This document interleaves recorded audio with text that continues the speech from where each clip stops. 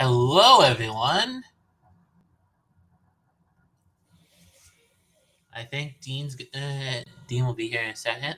Oh, There's Andrea. Hi, Andrea. Andrea. Hello, folks.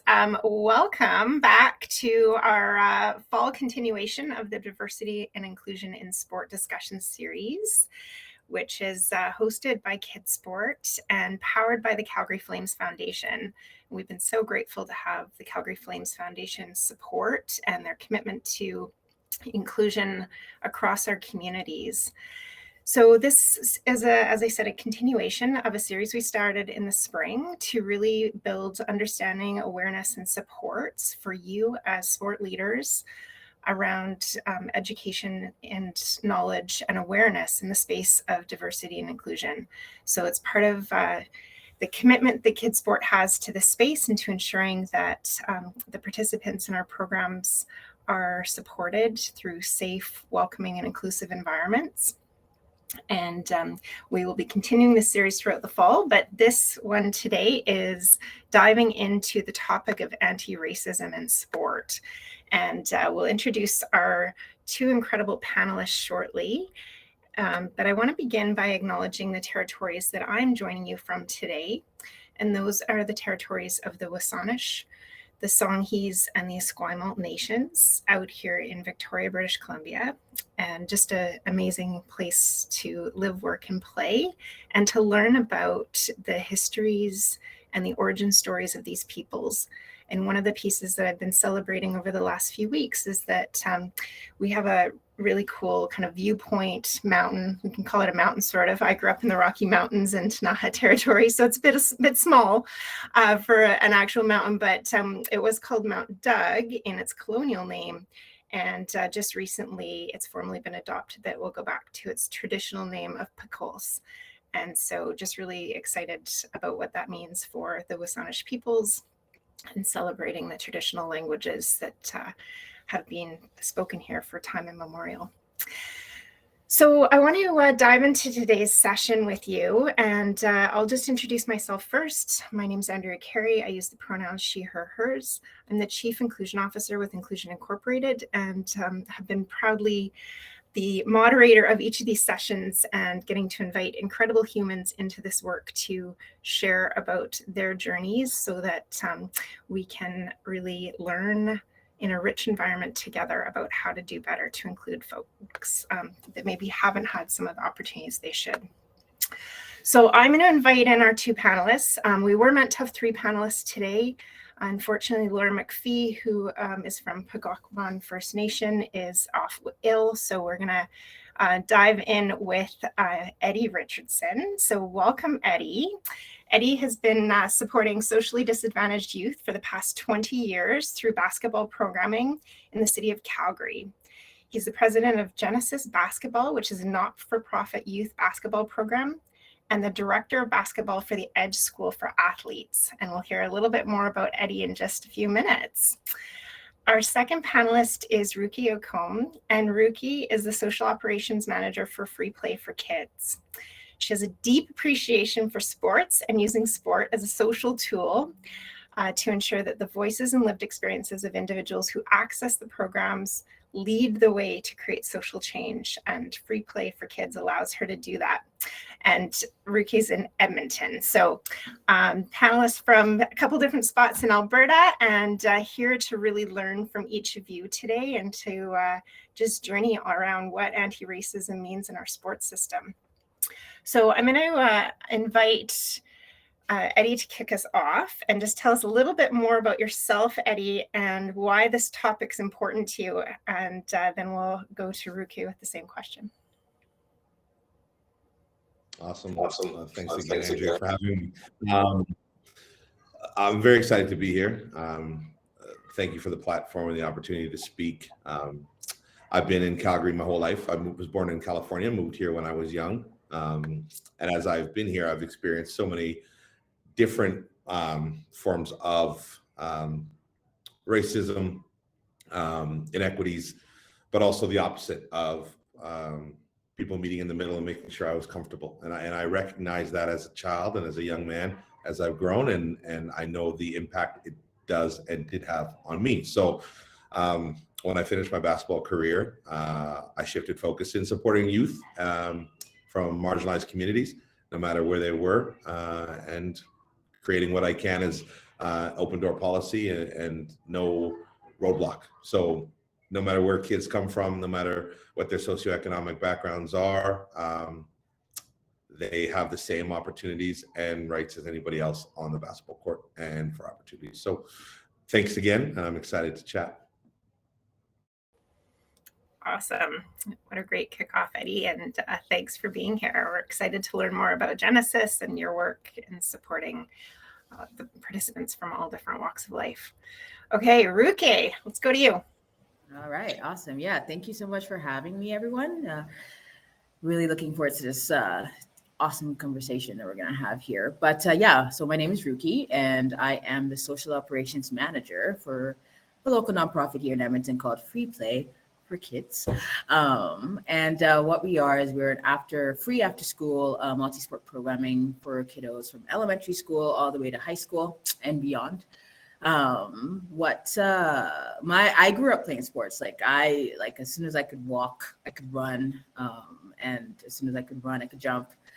I'm waiting to be able to fly next, but until then, I will do everything on the ground. So I played basketball, track and field, volleyball, soccer, any sport that, got me kind of releasing all the energy I had pent up, like I was doing it. I migrated to Canada when I was around 10, 11 years old from Nigeria. And, moving from a community where it's very collective, everyone does things together. It's very community-based, community-oriented to, Edmonton, Alberta, where it's a little different. And there is community, absolutely, but it just looks a little different between that hot and cold culture. Just trying to navigate my space within this giant, different new space was obviously a challenge. Microaggressions, experienced that. Racism, direct racism, absolutely experienced it. But so that really guided me into working with vulnerable population, working with youth and kids, especially in the sports sphere, because I used sport personally as a way to kind of let go of all those things that were bothering me and a way to come out of my shell. I grew up being very quiet. Believe it or not, Andrea, I was really, really quiet and really shy. And now I think I'm the exact opposite. Obviously, there's times where I need my own time, like everybody back off. But I think that sport really helped me develop and become who I strive to be every day, and I really want to give that back to the communities that made it possible for me. And so Free Play for Kids being an incredible organization that provides access and removes barriers for folks to access sport and recreation. Where do I sign? Let's go. It's cool. And so that's me. Really looking forward to the chat. Thank you. Ruki, I do have a little bit of a hard time believing that you were a quiet child, but I love that you've embraced it and you show up so confident and put yourself out there in the world. So I want to stay on you for a sec, Ruki. Tell us a little bit more deeply, what does anti-racism in sport mean to you? Absolutely.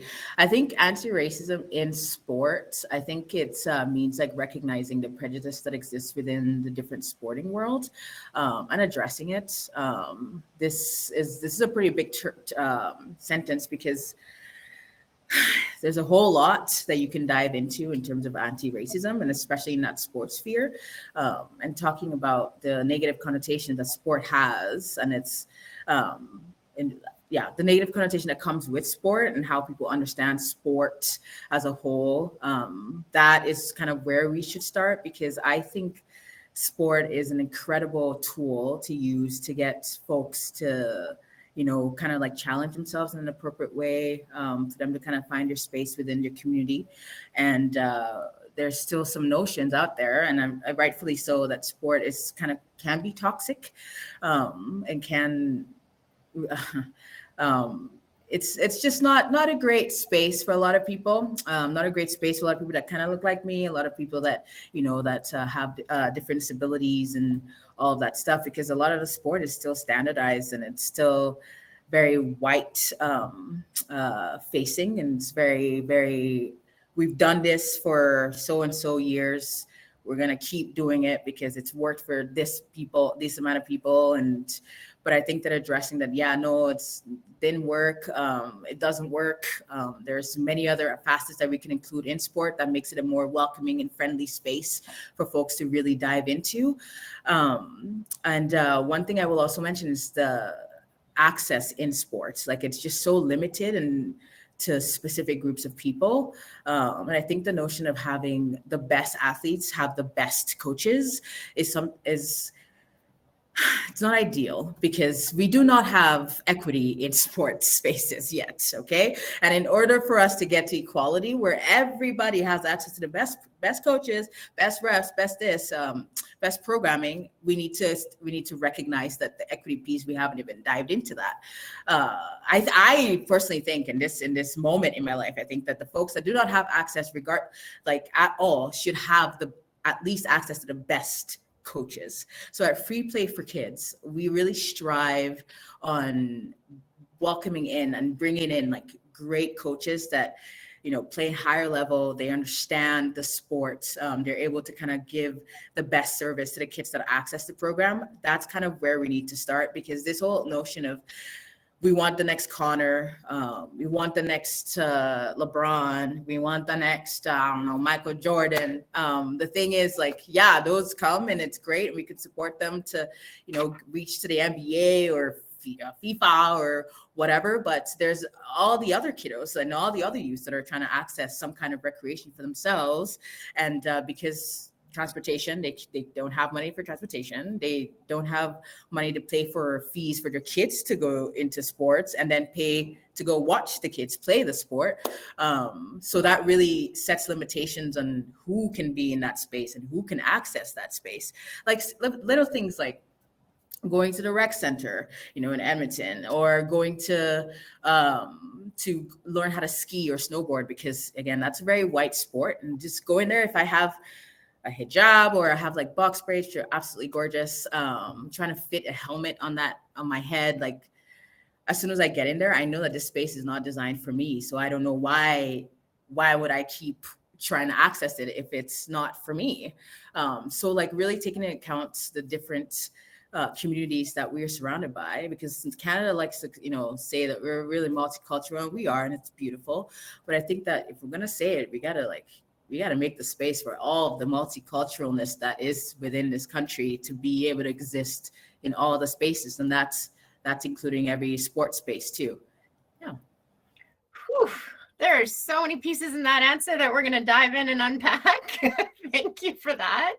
A couple pieces really kind of popped up for me, which we will circle back to, but that traditional sport and recreation has been white centered, that it is traditional and kind of based on traditional beliefs of who's wanting to access those spaces and how they're accessing them.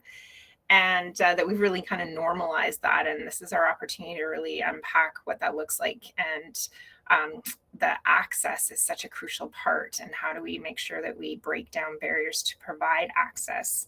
So we are going to go into barriers, but I want to come to Eddie for that same question about what anti-racism in sport means to you. And then we'll move a shift into what are some of the barriers that you're navigating and programming. Yeah, no, thank you. Ruki covered a ton. That was beautiful. So there's a lot of things there. I'll co-sign it all. So just know we're on the same page. Accessibility is key, and the connectivity to the accessibility. So what I mean by that is, yes, everybody has the chance and everybody deserves the chance to play in a perfect anti-racism world, but the equity needs to be the same. So if you do have limited dollars or limited support to play, that just doesn't get you in the door. The equality piece to that is that it doesn't matter. Once you're in the door, we all get the same. We're all trained the same. You don't get dismissed or put on the side because you can't pay for private lessons or you can't be on the travel team or whatever in your particular sport means. We need to connect with each child, no matter where they're from, no matter what they look like, with the same opportunities. So yes, there's cost and there's levels to, I always say in our world, there's levels to this. But at the same time, every youth, no matter what they look like, where they're from, needs to feel supported and get the same support. So for me, just very briefly, anti-racism in sport is equality, accessibility, and making sure that we are there for the youth, no matter what that is, on those two pieces. So I'll end it there for now. Okay, I love that. Let's say it again for the folks in the back. Equality, access, and being there for the kids. So Eddie, let's stay on you and think about some of those barriers to access to that programming, to that opportunity. I loved the point around connectivity too, and thinking about sort of the costs and levels that people have access to. So yeah, keep going with us. Share a little bit more about what you're seeing and the work you've been doing in those spaces. Yes, no, it's how do we engage? How do we engage with people that do not have the ability? When I first started with Genesis, when we created, obviously technologies evolve tenfold every day, but a lot of people didn't have cell phones, never had a home computer, didn't have internet at the house. So how do you connect? How do you create equal opportunities with those who are coming from those socioeconomic situations that just don't have? So we created flyers. We went door to door, and we'll say there's a marginalized community here they call it Shag Village in Shaganappy in the Southwest. So we were working with some of the counselors and going door to door and saying, listen, we're here to support you. We're here to put you and give you the same opportunities that you might not have. So finding different means to connect with those groups are very important. That's the one thing. So kind of finding that connectivity, that's a barrier. Giving them the equal opportunities when they can't, so delivering. So that's one thing is sourcing out the opportunities for sure. Finding the next level of product. So, as you learned very early, was getting them in the door and giving them the opportunity to be a part. Doesn't mean they shouldn't have Nike jerseys. They shouldn't have Adidas jerseys. They shouldn't have one. Like, we want to just not just give them the basics. We want to give them the best. So we want to find a way to say, hey, here's something you can be proud of. And what we found is there's some of the young men and women in the program that would wear, teachers reach out to me and said, Eddie, this kid wore this Genesis shirt every single day for the first 4 months because he was so proud to have something, A, they could tie their brand to and be a part of, and B, something cool, something special. And I'm not saying a brand is special, but it's the representation of what they can have that they don't have. And so I think the representation piece of what you can create for those kids is a barrier that we want to create. Give them something to be a part of that's larger than themselves, if that makes sense. Yeah, absolutely. I mean, want to be part of things, right? And to belong within spaces and places. It's a kind of a core fundamental part of who we are as humans.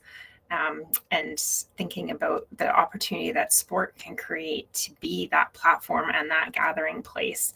And Ruka, I feel like this ties to several of your kind of opening comments in terms of what does that look like for folks that haven't had that opportunity? How are you creating that within free play? And it's not about sort of the next champion. It's about the next human that walks in the door.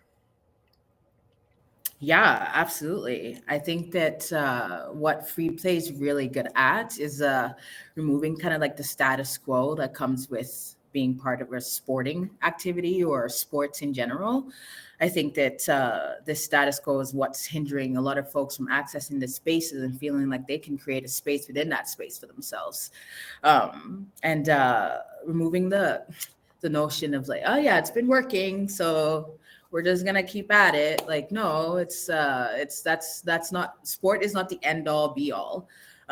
Sport is just like everything else. It's kind of like a tool, right? There's a lot of history in sport for different ethnic groups and cultural groups. Like, sport has been around for hundreds and thousands of years, since like the earth existed. So I think, so, thinking back to that and kind of reconfiguring, like, and re-educating what sport is important. At Free Play for Kids, we have a lot of newcomers and refugees and new immigrants that access the program. And I think they feel like they can access the program because we've created a space where their lived experience also matters. We have this program called Welcome to Play, which is another facet of Free Play for Kids. And what it is it's a programming geared towards recently we worked with the Afghan refugees that landed in Edmonton.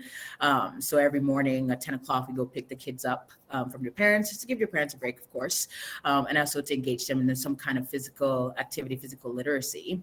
But a lot of what that looks like for these kids when they come to the program is them running on the field, chatting with other kids that also just migrated here, and sharing those experiences with each other in a space that we've created with and for them. So in that way, this community, once they go back into, when they, get into housing and get into schools, they know that Free Play has a space for them. And that word of mouth alone for folks that are newcomers, immigrants, refugees you can't, like, no marketing can, that's like the best form of marketing for like Free Play for Kids, because these parents trust us to take care of your kids while they're, figuring out how to navigate this new system that they're in. So, like, it's making sure that we're paying attention to the evolution that's going on right in front of us. Sport is a huge umbrella. You don't have to be incredible at kicking a ball to be able to have fun learning how to kick a ball. Even with the Afghan refugees that access the program, like, English is not your first language, but something that we could both kind of communicate with sport, because sport, again, like, it's a universal language. It's a very impressive way to get communities together and to share similarities and to talk about the differences, because that's the space that we allow at Free Play. So thinking in those lenses, like, does help kind of change the way sport is. Re-educating is important too, because again, like, that negative connotation that's attached to sport, like, we need to start moving away from that, because I mean, obviously we have to change what sport is in terms of like PSOs and NSOs, because it's still very elite and very exclusive. But I think that even starting with the roots, like Free Play for Kids, and us calling it Free Play for Kids, even though we offer a multi-sport program, because it is just play. We offered this Welcome to Play to also adults, because obviously they need to play too. And it was awesome to watch, because there's obviously like cultural differences in terms of, like, women can't play in some cultures, women can't play with men, or men can play. But because sport is we used it as like a recreation, and it's like play more so. Like, some families were comfortable, parents, both men and women were comfortable playing with each other, because it's not about I'm more aggressive than you and I can hit you and I will score. No, it's about that here's a release, here's a way to kind of get all of the other things that you're going through, which is like migrating to a whole new country, trying to figure out your kids going back into school and going and literally starting from scratch. Here's a way to kind of, let all of that go for a second and just, have fun, because that's what sports should be. Sports should be fun. And if you don't want it to be fun, that's fine. That is your choice. That if sport doesn't want to be fun, that's okay. But that flexibility should exist in the sporting spaces. Yeah. Super. I want to kind of build on a few of those points, thinking about, if sport's meant to be fun and we want everyone to feel like they have access and opportunity within it, thinking about how we have centered whiteness at the core of how we've been delivering programs, I'm going to say in Canada, at whatever levels. And, one of the examples that we were chatting with Laura about, unfortunately she couldn't be here, but thinking about, swim caps as such a key example, that swim caps really are designed for white, fine hair where it just goes on nicely and stays. And here's this I'm going to call it innovation of a swim cap that is actually designed for Black hair. And then the international body wouldn't allow those caps. And, the the policies, I'm going to say, that are in place that kind of continue to perpetuate racism in sport. So I just want to open it up to each of you to kind of noodle on that and examples that you've seen and things that, you know, really are making people who are non-white not feel like they belong. Yeah.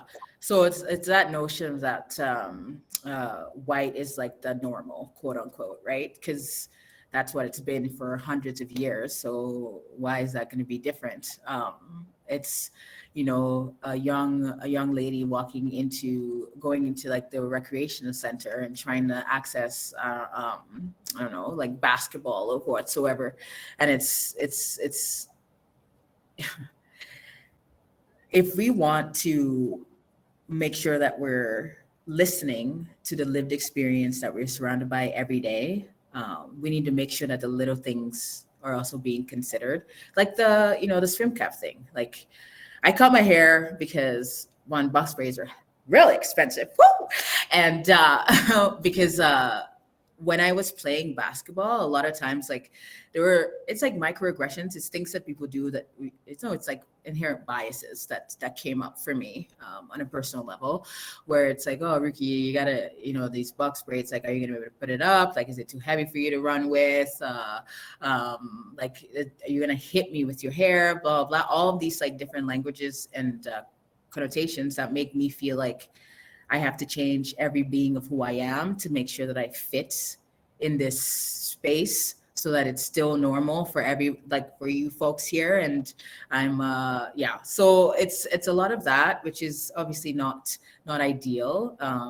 If we play for kids, like what we do, we have this Adventure Day programming where we send kids to go experience different things in the community outside of the 4 sports that we offer. We recently worked with Triathlon Alberta to get all girls like swimming and doing like the triathlon, sports that are involved in that. Some of the things that have come up in like the swimming aspect and all of that is making sure that the kids that are, practice Muslim as a religion, like that they feel safe in that space. So what does that look like?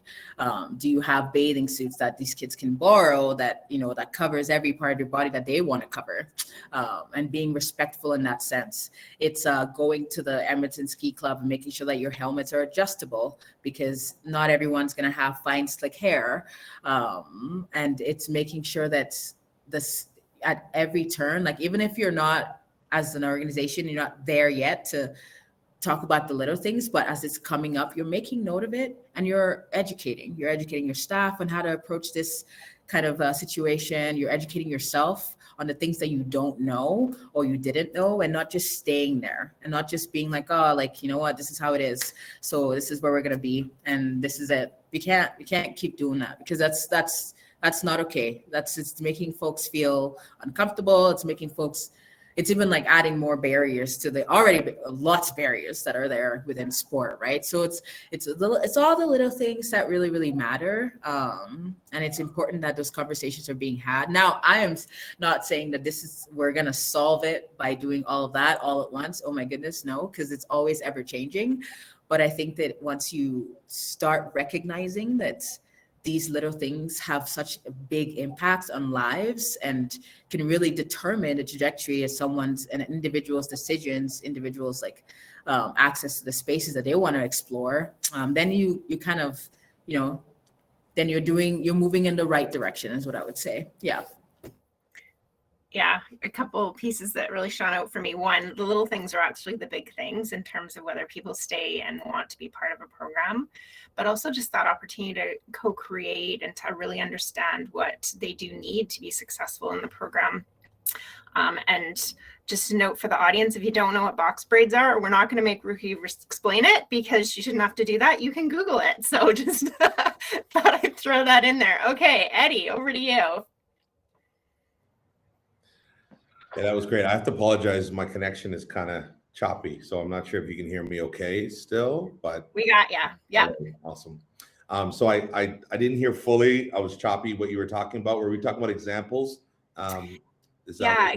Exactly. We were thinking about what are some of those barriers that are really showing up that are keeping people away from the experience or preventing them from having a quality experience. Right. So I think digging into that is kind of the empathy piece, which is very important. Obviously, that's a targeted and trigger word right now for everybody, but it should be. It's being empathetic and understanding somebody else's struggle and place is what makes us leaders and leadership, A, be successful, and B, having our youth, parents, repeat customers want to be a part of what we do.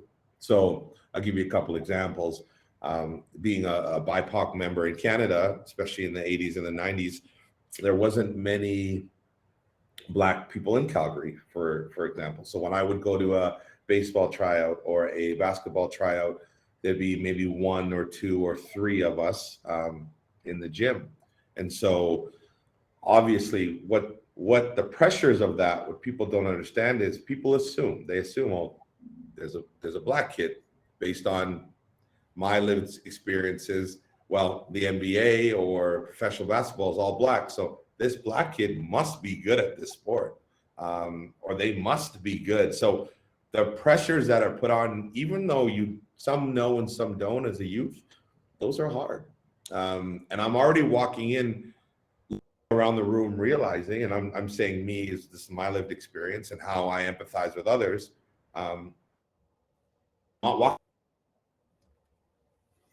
Not the same as everybody else. So my bid are up.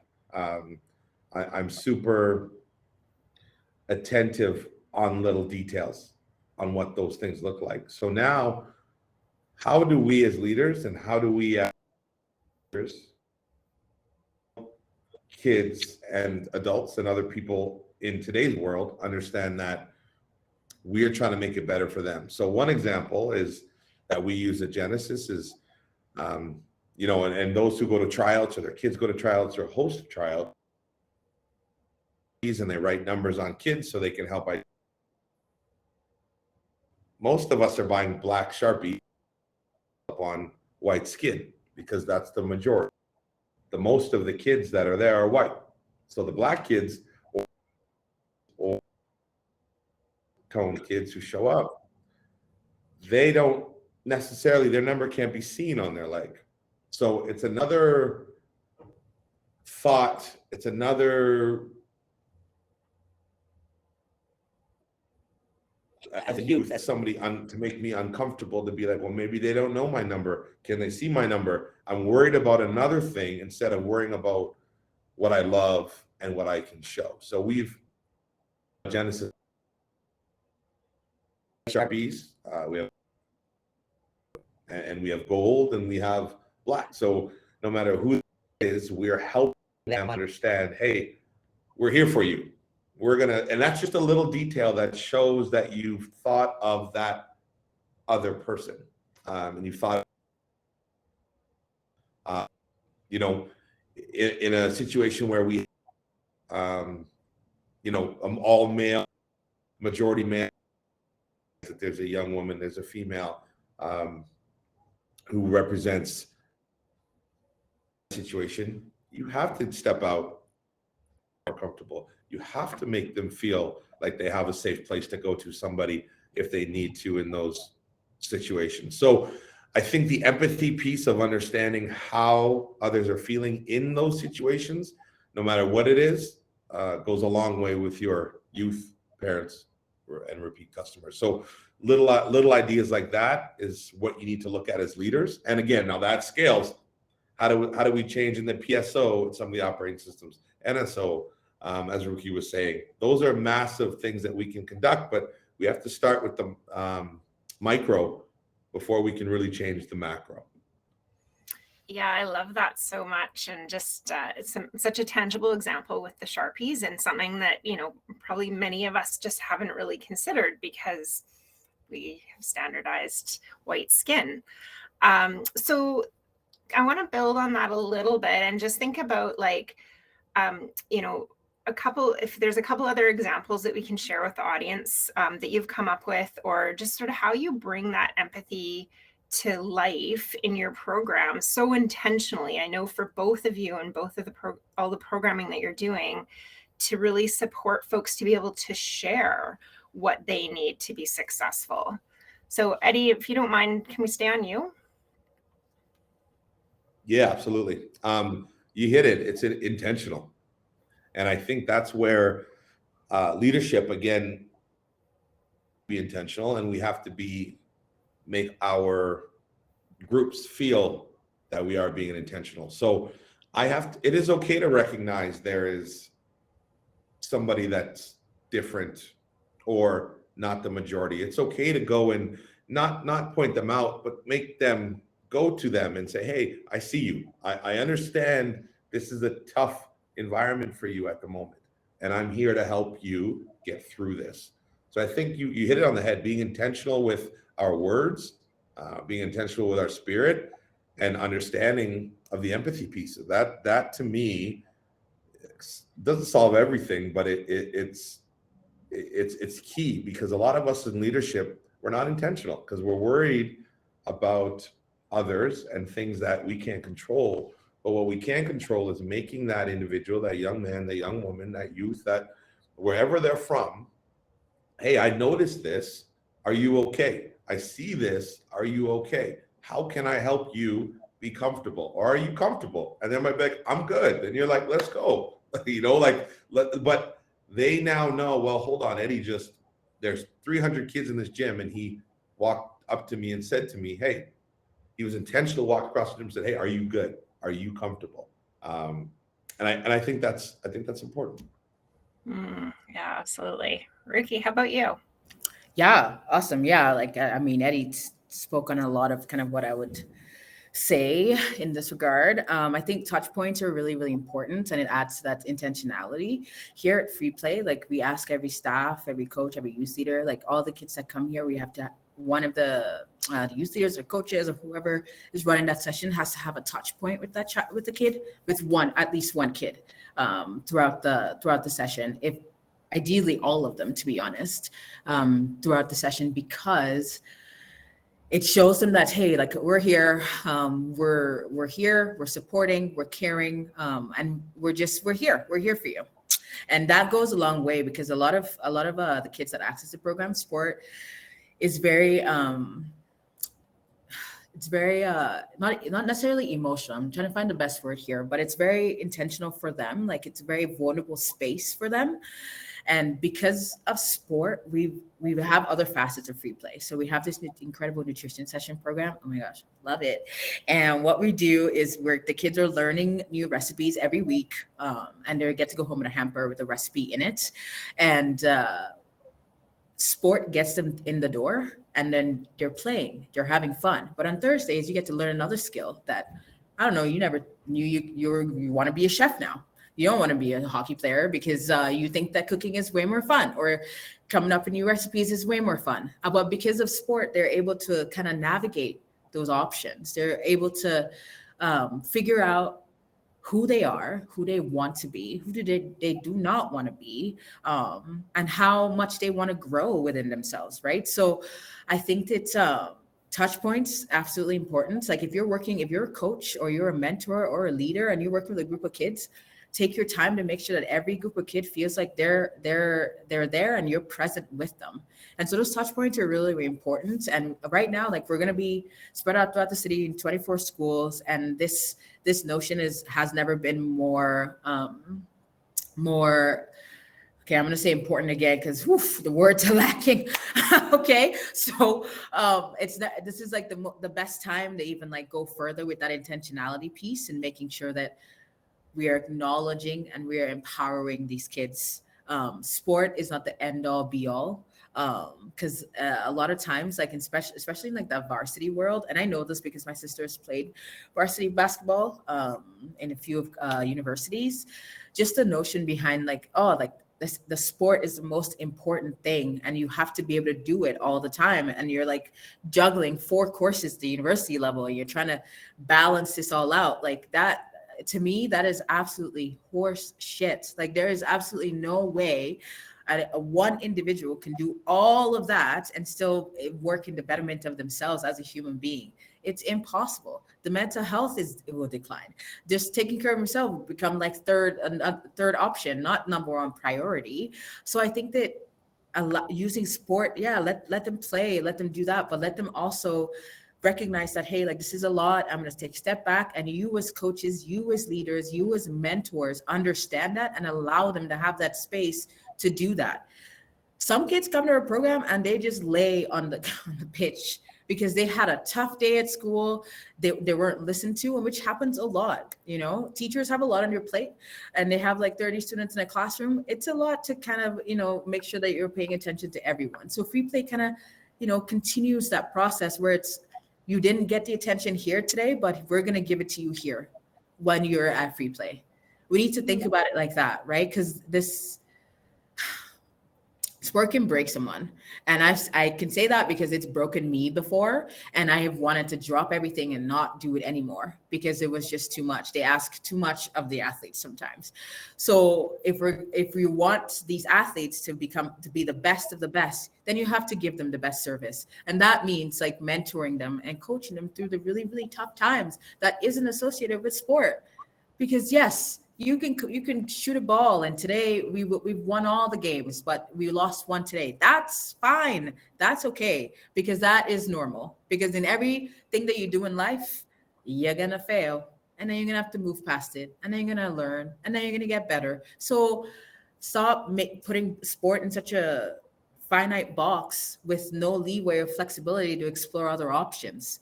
There's just so much you can do with it, and we just got to stop limiting ourselves. Yeah. I'm gonna build on that, if I may. When you talk about the best of the best, it strikes me that the best of the best is not about the wins and losses. It's being the best human. How are we creating the best humans out of these sport experiences? And what do you need to do each and every day as leaders and coaches in those systems to support that human to show up and flourish?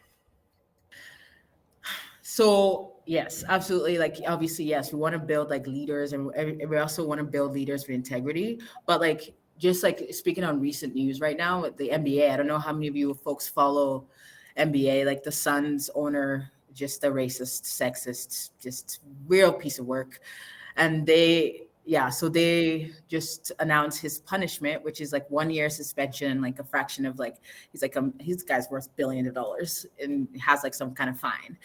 And what that tells me as a viewer is that a lot of things come first before the safety and the well-being of a lot of the athletes. Okay. If you watch the NBA, it's a lot of like racially, it's a very diverse group of athletes. Okay. White is not the most common there. So if the NBA is telling the viewers that are watching this for entertainment and sport and the athletes that are part of it, that you can be a racist, you can be a sexist, you can be a transphobic, you can be homophobic, and we're just gonna do this to you, then we're just taking all kinds of steps back. Do you know what I mean? So it's aggravating. I just read this morning. I was like, ooh, this is not how you handle this. Because in any other facet, if I did that in my work, are you kidding me? My ass is gone. I have lost a job, and chances are I'm never going to get another job. So it's like holding those in the leadership position accountable for what they are not doing, because there's so much they are not doing. Mm-hmm. And we need to hold them accountable for that. Your team, your minor A hockey team, or your basketball, whatever league team, is just white people, white kids. I don't believe that.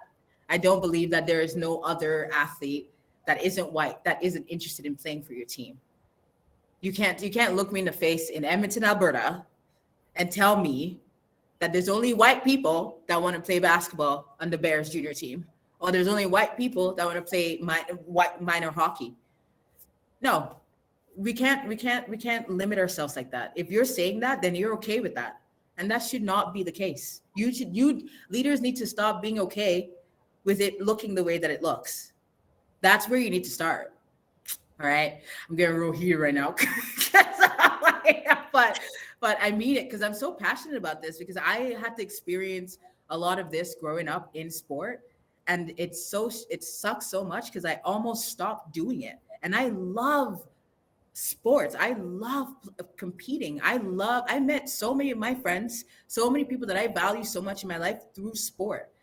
So we're not going to keep taking away that opportunity for families and kids to access.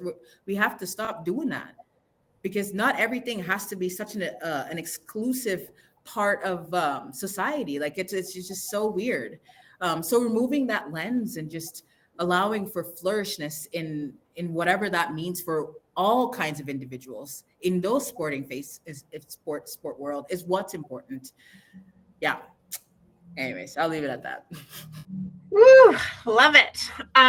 So there's a few pieces I want to dive into, and I want to give Eddie space to respond later on, because I'm feeling like he's probably ready to launch in there too. But I think, one of the points I would circle back to in that, Ruki, is also that how are you appreciating who is in your sport environment, who's not, what those gaps are, and how do you co-create and build the relationships to bridge those gaps? Yeah. So one thing that we do here at Free Play is we have a parent council, which is awesome. We started this last year, when COVID hit, because when COVID hit, we couldn't do our programming, and we wanted to stay connected with the communities that we served, because we've worked so hard to establish that trust within our organization and the communities, and we wanted to maintain that.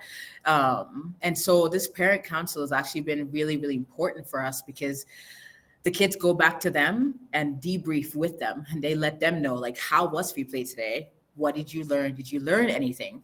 And then the parents come back and give us that feedback. So we're taking what the kiddos are telling us while they're here at programming, and taking what they're telling their parents when they go home, and we're instilling all of those feedback into the programming sessions that we're offering them, right? And so even with our food program, Adria, our incredible food coordinator here, she asked parents, like, hey, like, what are some of these foods that you, as a caregiver, a guardian, are trying to teach your kids at home, but they're just not having it because you're their parents, right? How can we bring those into our spaces and teach them through your support? So when they, they're learning here, and when they go home, they feel more comfortable exploring those. So we do that. We make sure that the feedback that we get directly from the youth are being instilled in that Play to Lead program, that junior high school program, because a lot of times, like with youth, like we tend to think that we know better, like we know because we're adults and we've been through it. That's not true. Every experience is unique, and we can't see it through like one like tunnel vision. Like because I was a 12-year-old at one point, because I was a 14-year-old at one point, doesn't mean I understand what the 14s and 12-year-olds are dealing with today, because it's always going to be different. And just making sure that in everything that we do, we're taking into consideration the lived experience and the of the racialized individuals that access this program. So like those are just some of the tangible things that we do here. I can't say that Free Play is perfect. We're not perfect. We're always striving to make sure that we're reaching as many folks as we can. And sometimes we do fall short, but what we do is we acknowledge that we're falling short, and then we put into action, like, how can we fill this hole? Because if we're going to say we're this safe, inclusive space, we got to do it. We got to be that safe, inclusive space. And that's for everyone. Yeah. All right. And that ties you back to your accountability that you mentioned earlier, and how we're holding leaders accountable. Okay, Eddie, I'm going to go to you, because I feel like you've been sitting there patiently. So dive on in with us. Yeah, no, it's great. Like this is a great conversation, and it's all important. So no, thank you. There's always a ton to add, but I won't dig too much. I think the biggest piece I hear is the acknowledgement that we need to do better from an organizational standpoint, a bigger organizational standpoint. So, and Ruki, as you were mentioning about understanding, holding people accountable, that's where the gap is. And I think that's a challenging topic in itself that we will need to address as not just us as a small group here, but in our own silos, because unfortunately, not a lot of people are comfortable engaging and challenging authority that have the old biases and the racially built biases from a systemic place, and it's hard to feel comfortable in your position of you're not for profit, your business, to challenge these larger bodies. And so I think for us to really make those little changes, for us to really dig into that world, that's where we're going to need to have those hard conversations is at the table. And I've always said in a lot of the speakings that I do, you have to have a seat. Once you have a seat, you can implement change and offer change, but you have to be very comfortable in what you are, what you're offering to be able to do that. So the NBA piece that you brought up, I'm all on board. That's the world I'm in. And I understand, for those that don't know, it was 18 years worth of sexism, racism, vulgar things saying to players, staff. It was tough. But then you got to ask the hard question: who has the ability? Because now the other 29 owners of the league, it's just an example, and we can micro to here in Calgary or Alberta. If I have a problem, let's just use Genesis, and my governing body is Basketball Alberta and the Suns in the NBA. The second if I'm the one getting these sanctions placed on me, the other 29 owners have to be okay saying, well, if I say Eddie's got to go, I have to be willing and able to have them dig into what I do and my processes. So that's the underlying point that is scary is we're all allies to a certain degree.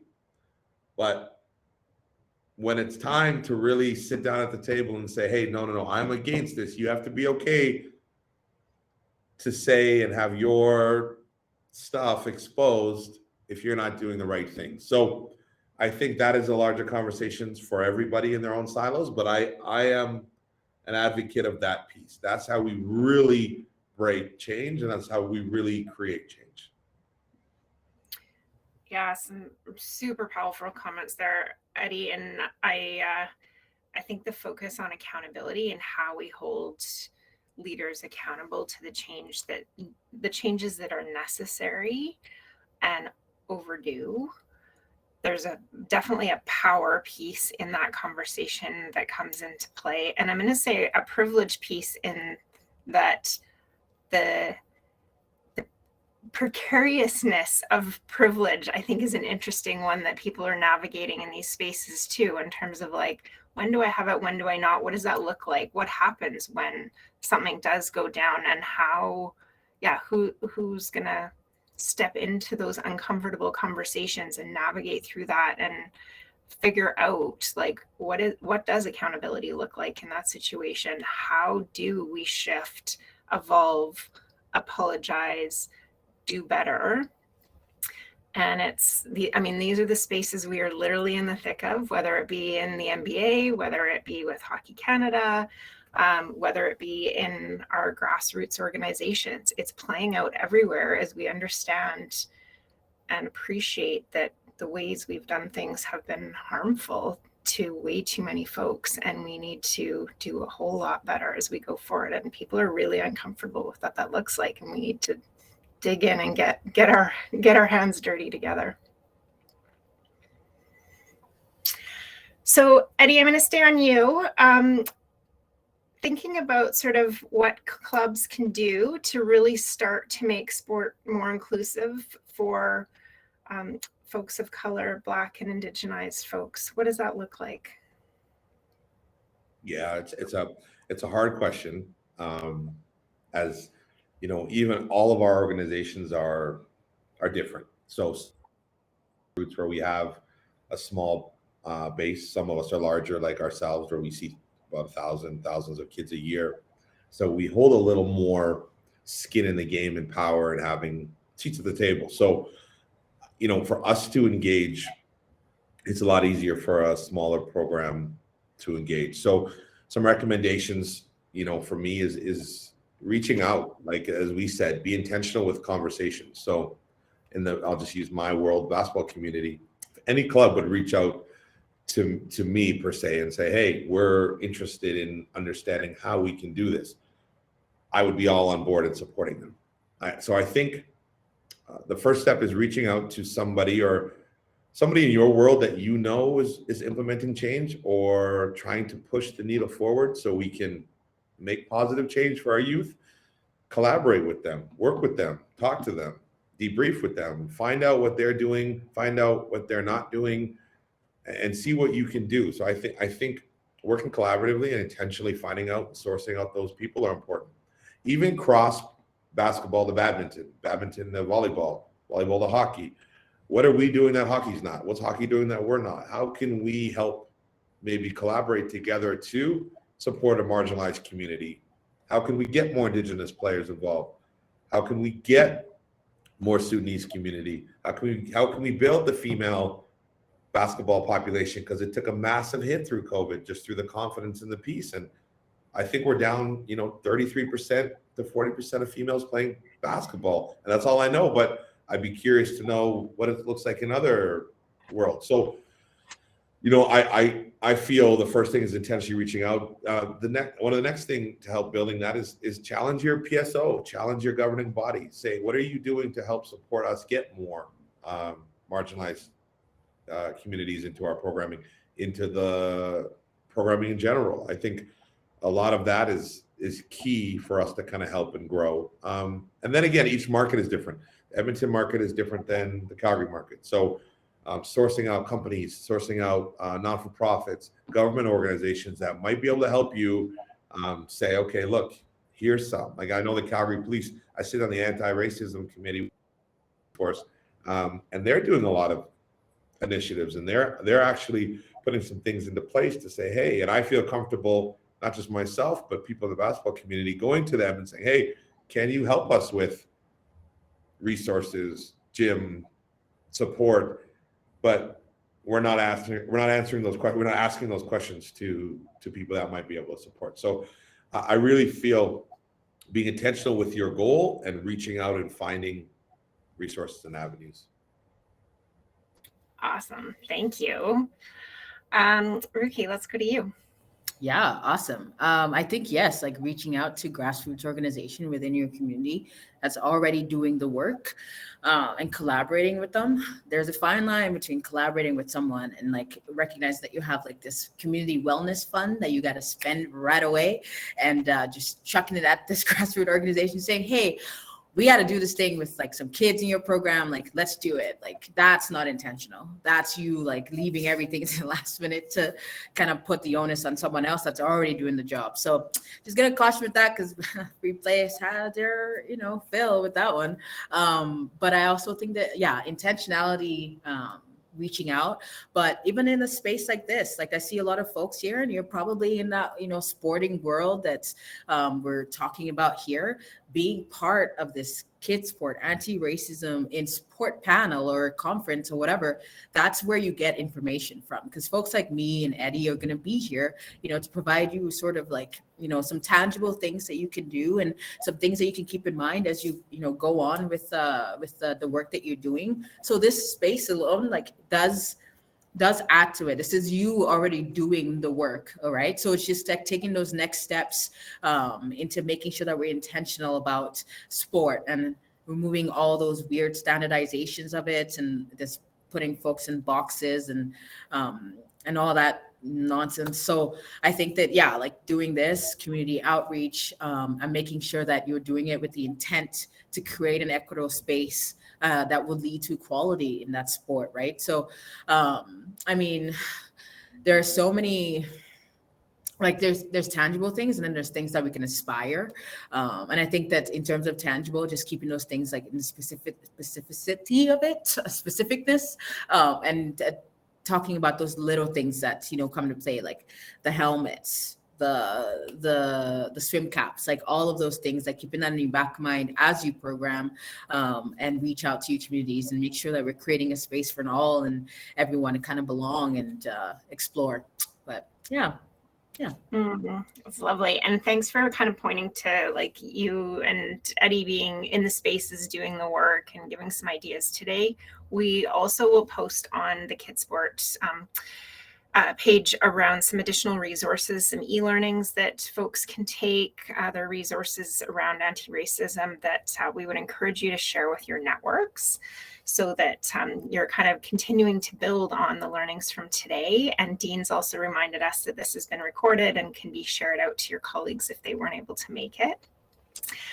And we will also, in November, we're doing a session around newcomer participation in sport. And so again, an opportunity to sort of think about with some different lenses around what we need to be doing to support populations that we maybe haven't done enough to include yet. And I'm going to say, not maybe, we haven't done enough to include. I'm going to make that a stronger statement. And in our last few newsletters with Inclusion Incorporated as well, our blogs have all been about navigating white supremacy cultures. And that's such an important part of the anti-racism conversation, and one that people are really uncomfortable with. And Ruki and I have been on a few panels where we started to dive into that.